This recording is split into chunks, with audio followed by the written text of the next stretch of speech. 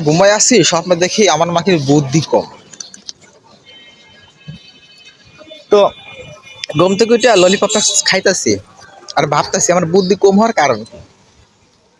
নাকি ছোটবেলাতে মধু খাই নাই। তো অনেক মধু খাইছি, ছোটবেলা অনেক মধু খাইছি, তারপরে বুদ্ধি কম। কারণ এখন সব বুদ্ধি জনগণের দিকে চলে গেছে। ললিপপটা লাল আছে, মনে হয় অনেক বুদ্ধি বুদ্ধি হবে খাইলে, তো খাইতেছি সকালবেলা এটা ললিপপটা খাইতেছি। তো যাই হোক, মূল পয়েন্টে আসি। এবার সব বুদ্ধি জনগণের দিকে গেছে, অথচ আমাদের দেশের সরকার এখনো বুঝতেছে না, মানে এখনো সঠিক সিদ্ধান্ত পৌঁছতে পারতেছে না।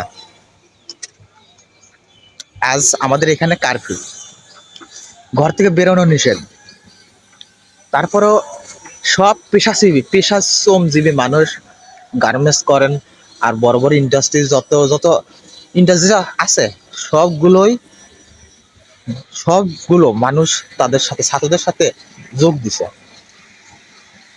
তারপরে কি প্রশাসনের ভাইরা এই দেশের যারা মাথা, তারা কি এখনো তাদের সিদ্ধান্ত পৌঁছতে পারতেছে না, নাকি বুদ্ধি নাই? আমার মতো বুদ্ধিহীনতা মানুষ, আমার মতো যদি বুদ্ধিহীন যদি বুদ্ধি কম থাকে, তাহলে যায় লাল ললিপপ খাইতে পারেন, তাহলে হয়তো বুদ্ধি আসবে।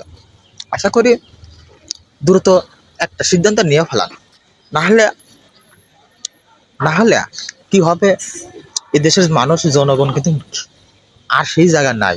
এখন তারা পিস্তল বন্দুক কোন কিছু থেকে ভয় পাচ্ছে না।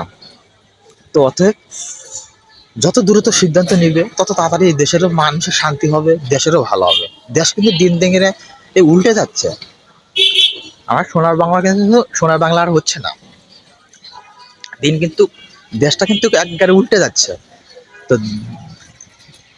দ্রুত একটা সিদ্ধান্ত গেলেই দেশটা ভালো থাকবে, দেশের মানুষও ভালো থাকবে।